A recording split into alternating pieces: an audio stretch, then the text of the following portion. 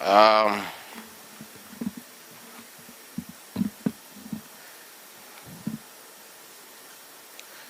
Excellencies, the governors and the deputy governors, the development partners, resource persons, and all of those who are here this afternoon, good afternoon. God is good, and all the time. Asante sana.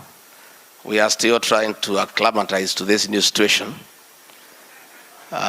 because if it was a wish of human beings, we would not be here today. But we are here because of the will of God. Many times I sleep, I think this whole thing is a dream, only to wake up in the morning and find that it is indeed true. I'm the Deputy President of the Republic of Kenya. Tunasema Mungu aitwe Mungu. Ladies and gentlemen, it is my great pleasure to be part of this journey that is set to define our collective agenda for the next 5 years. The success brought about by the devolved system of governance is a testimony of how far we have come and how we continue to build strong institutions together as a country. Let me start by congratulating all of you for being elected as governors and deputy governors of your respective counties. Hongera sana. It is indeed a sign that wananchi have faith in the plans you have of improving their lives. As we begin the journey, we as a new administration look forward to partnering with you to uplift the living standards of the people of Kenya. And probably I also join the previous speakers in paying special tribute to our women governors who are elected. Pongezi sana. Even as you are being congratulated, I also want to take part in feeling nice on your success. Because among the 7 governors, I campaigned very hard for 4 of them against my fellow men. So as you bask in the glory, we also are part of that effort. Over the last 10 years, the politics of devolution explained the high intensity of hopes and expectations that have been pinned to it.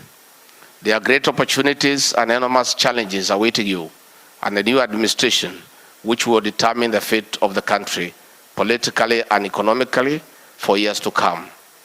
As the national government will continue to deepen our devolution support strategies while committing to respond to new issues evolving from time to time throughout the implementation process. Distinguished guests, we have all just come out of a very competitive and intense process of an issue-based campaign, as you are all aware, the Kenya Kwanza administration committed to implement a raft of policies that are aimed at addressing the challenges that continue to bedevil the Kenyan people. If fully implemented with your support, our agenda will have far-reaching implications on both the economic and social well-being of our country. The programs under the new administration are expected to accelerate and sustain inclusive growth, create opportunities for productive jobs, and thus reducing poverty and income inequality, therefore providing a better future for all Kenyans. Allow me to add my voice to this gathering by enumerating the following in addition to the Kenya Kwanza policy agenda.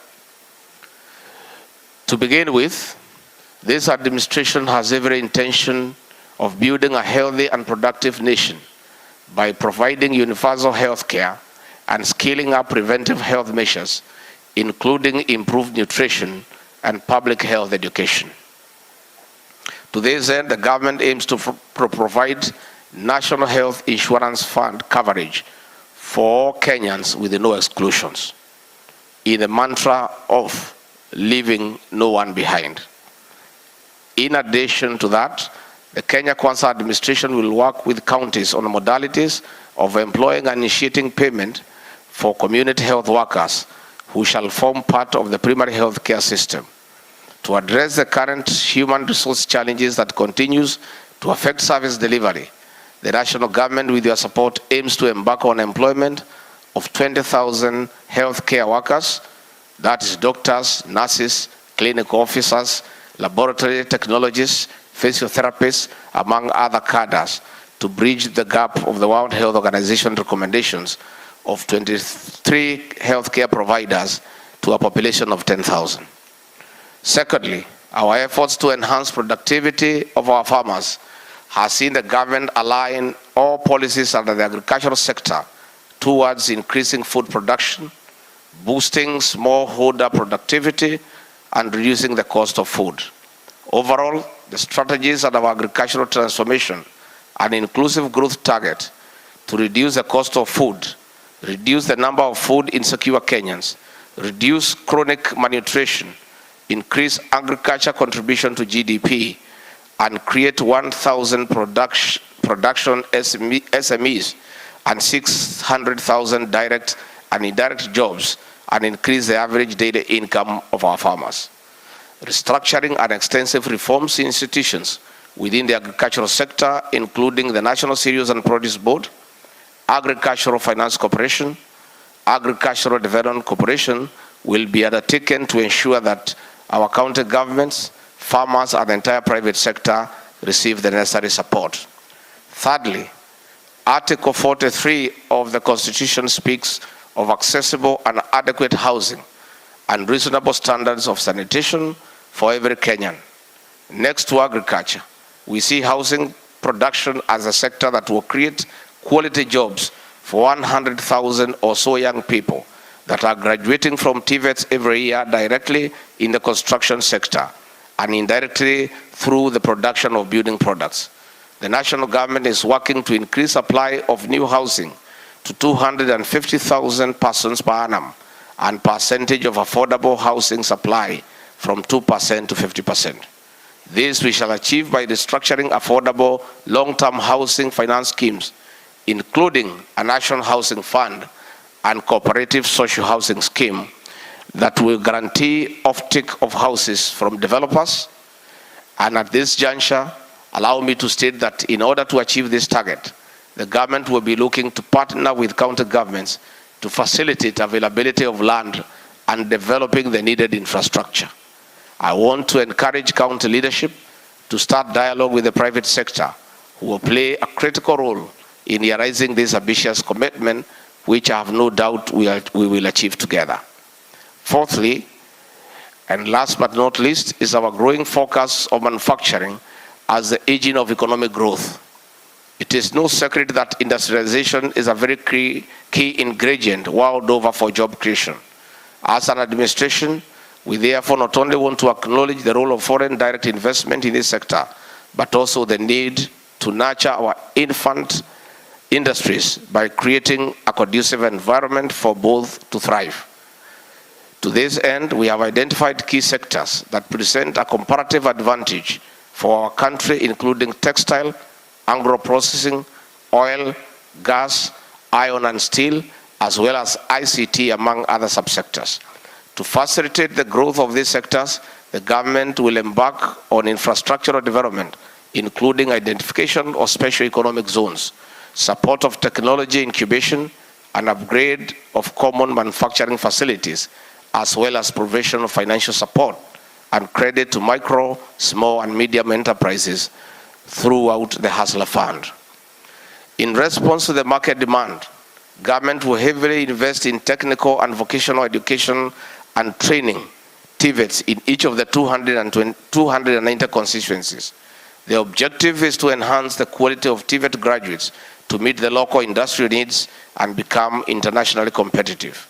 Already, significant progress has been reported in student enrollment in TVETs and Kenya Industrial Technical Institutes, in addition to increased number of applications for patent utility models and industrial design.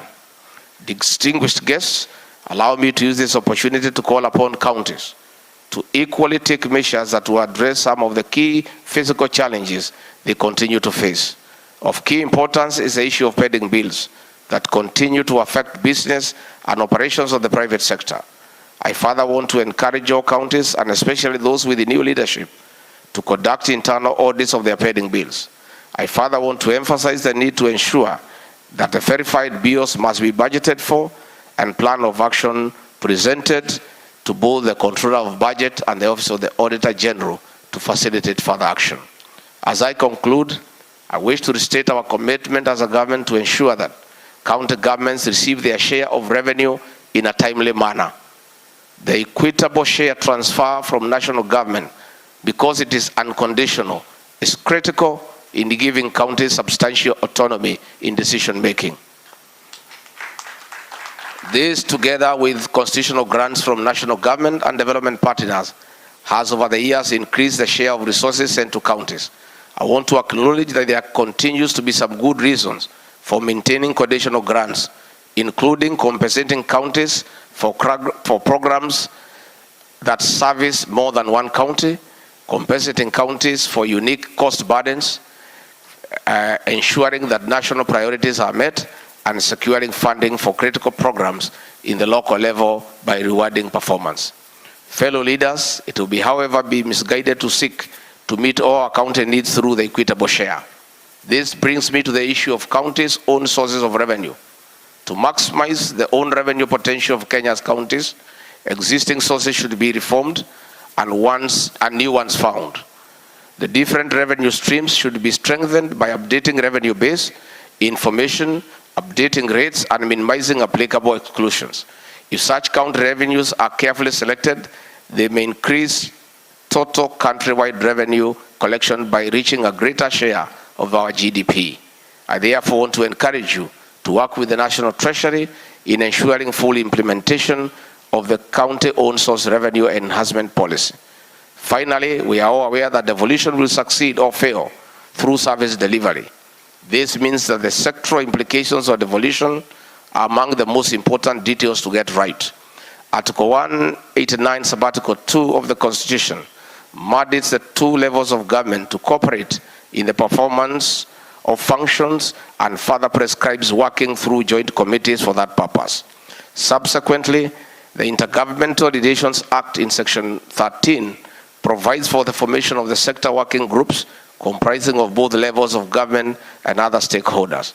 I want to challenge the leadership of the various sectors, both at the ministries and the Council of Governors, to take more active measures to ensure that the sector working group operate in a robust and proactive manner as envisaged in the law. This will ensure that the issues arising from the formulation or implementation of certain policies are addressed immediately, therefore reducing incidences of intergovernmental disagreements. Where the forums fail to address challenges, the law anticipates the existing institutions such as IBEC and the National Coordination Summit will take up the matter. I encourage all to use these institutions. Ladies and gentlemen, I want to conclude by once again congratulating each and every one of you for continuing to play your part in the development of our nation. I wish you well as you embark on servicing the great people of Kenya and electing leaders of this council. I look forward to a continued vibrant engagement with all of you under the auspice of IBEC. With those very many remarks, I wish to declare this induction conference officially opened. God bless you and God bless Kenya. On a light note, first and foremost, I want to bring you greetings of goodwill from my boss, the President of the Republic of Kenya, Dr. William Ruto. He has sent me with a specific message to our governors and their deputies that he is serious about devolution. And he has told me that the remarks he made in his inaugural speech were true and genuine, and just like he has started with the judiciary, more things are coming to support devolution. I want to assure you that things are going to be different for you. IBEC will be a serious forum. You know it wasn't serious because there was lack of political goodwill. Relevant cabinet secretaries did not come to those meetings. All the things that agreed on were not implemented because the chair was William Ruto. That nonsensical politics have come to an end.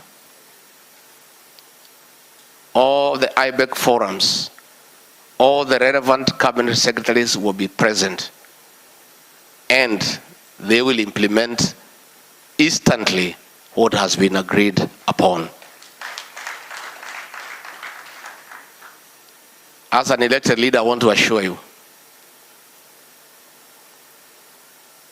the kind of disrespect that was displayed to elected leaders in the last 5 years, including elected governors by national government officials, is a thing of the past.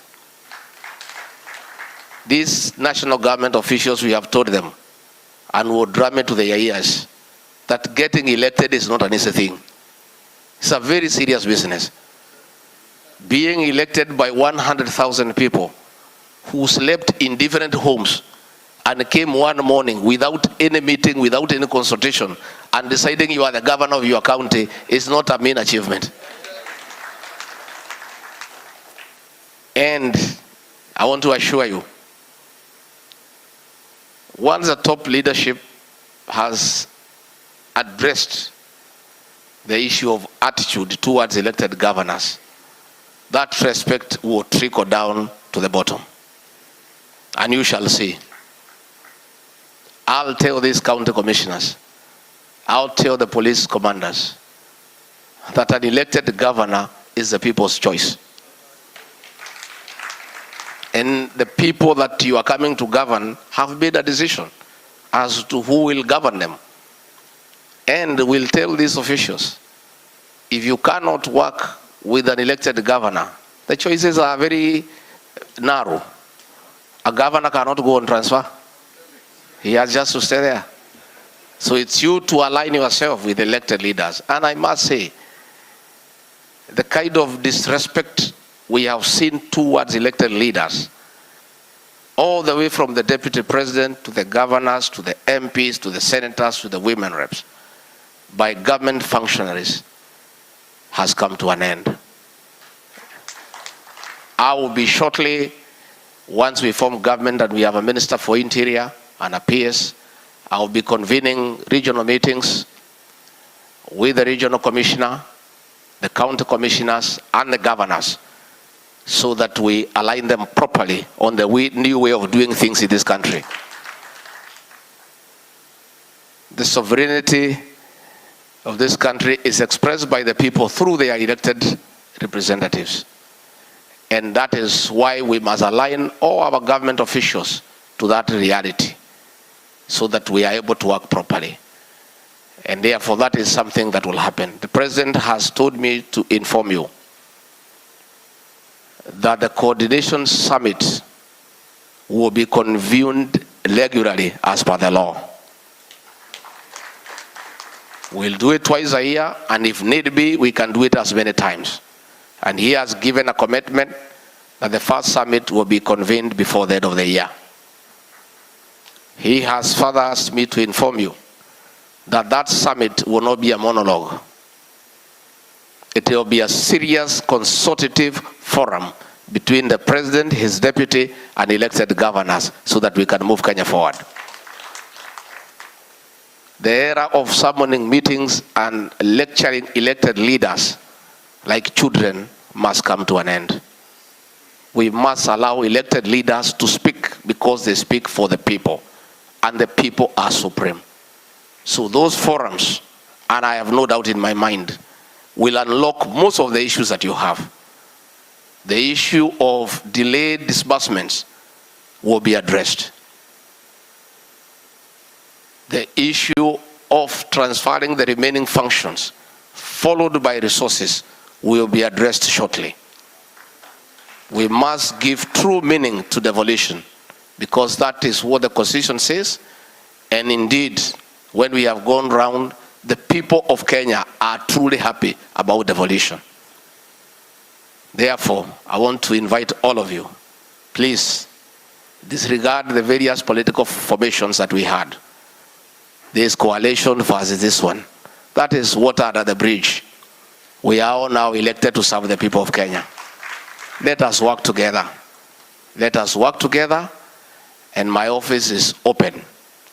And I'll be very proactive in intervening in all situations where you need intervention from the national government officials to make sure that you are able to deliver your mandate to the people who elected you.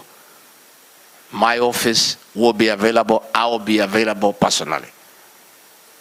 And for the few who know me, I'm an easy guy. I'm not complicated. I'm not complicated. I have no hang-ups about these positions. This is all nonsense. This is nothing. What is important is to serve the people and to be available to your fellow elected leaders, irrespective of your position. So please, my office is open. Let's engage. Let's move on. And in our new government, we have no boundary of who supported Kenya Kwanza, who supported Azimio. That is water under the bridge. Ourselves, we are magnanimous in victory, and we want to move this country forward. And this is our country, irrespective of who won and who didn't. That is now a matter that belongs to the past. Let us all work together for the betterment of our country. And we have just started the journey of economic transformation to change the lives of the people of Kenya, to improve the quality of life for the people of Kenya, to create an enabling environment for Kenyans to do business. Our policy is less and less government in people's lives and more services to the people of Kenya. Finally, I want to assure you, we are aware of the harassment and intimidation governors have undergone through by state agencies. The level of extortion by detectives pretending to be fighting graft, whereas they were just extorting money from governors and officials, is a thing of the past. We have told DCI to go back to Kiambu Road and wait for crimes to be reported there. They have no business in government offices, hovering all over and creating a toxic environment for service delivery. We cannot have detectives in government offices because they poison the atmosphere and the environment for civil servants to deliver. So we are going to tell our security officers that they cannot send a junior police officer to go and harass and interrogate an elected governor. If there is an issue that needs to be addressed, as it should be, we are not saying we don't fight graft, but let us be decent people. Let us have respect for elected leaders. Let the head of that particular organization write a letter to the governor himself and not delegate to some junior officers to address a sitting governor, because that is not right. And those are the things that we are going to do to restore the dignity of our leaders, to enable them perform. Because when you embarrass an elected leader in front of his juniors and you go away, how do you expect him to perform the following day? That is what we must do. And I've told them, I was a civil servant for many years. Those days when things were working properly, a gazetted officer could only be interrogated by a gazetted officer. There is no way you can send a corporal or a constable to interrogate a sitting governor. If you want, you must look at the level, the various levels in the security sectors. We engage at that level so that there is dignity and decorum. And that is what is most important. So, ladies and gentlemen, I want to assure you that as chair of IBEC, you will enjoy working with me. Yeah, you'll enjoy. And by the way, nobody will harass you anymore. You guys are so lucky that the deputy president is a guy who has been harassed. Therefore, what we have agreed with Dr. William Ruto, that probably the harassment and intimidation we went through, it was all God's doing, so that never shall we allow other Kenyans to be treated that way. So we'll work hard, we'll work together, we'll support you. Devolution must succeed. But please work as a team. Put the differences of Azimio and Kenya Kwanza aside. That is water under the bridge. Elect your leaders without looking at who belongs to what formation, and be together. It's a saying in my community that buffaloes don't move together in a herd because of liking each other. They move together because of the danger of walking alone. So you work together. You have a better bargaining power. You have a better leverage when you work as a team. If you can elect your chair through consensus, so be it. If you can agree on the other positions, so be it. Be a strong team, and so that you are able to engage. And please, you don't have to look for anybody, let's say from the opposition, to push me or push William Ruto. Ourselves, we are already persuaded. We just need good leaders whom we can engage. We don't need to be pushed by anybody on matters devolution. We are already persuaded, and we are up to the game, and we are ready. So with those very many remarks, I wish you well. Enjoy your stay in Mombasa. I wish I had time to spend a few days here. I have not rested for a single day for 4.5 years. And now we are working, and we have to keep on moving. I wish you well. Have a very fruitful engagement. I look forward to the first IBEC meeting. I look forward to the summit. And together, we shall deliver to our people, because we serve the same people. Asanteni sana na Mungu awabariki.